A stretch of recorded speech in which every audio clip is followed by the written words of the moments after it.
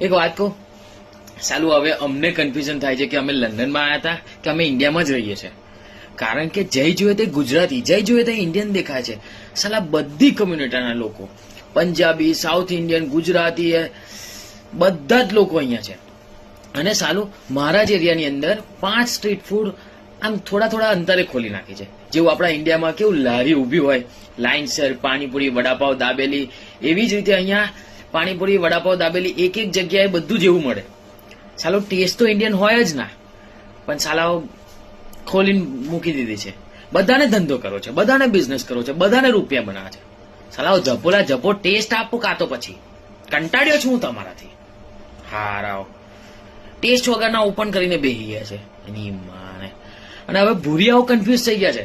સાલું અમે અહીં લંડનમાં રહીએ કે અમે અહીંથી જતા રહીએ, થોડાક ટાઈમની અંદર લંડન ઇન્ડિયા બની જશે. સાચું કહું છું, જોજો તમે.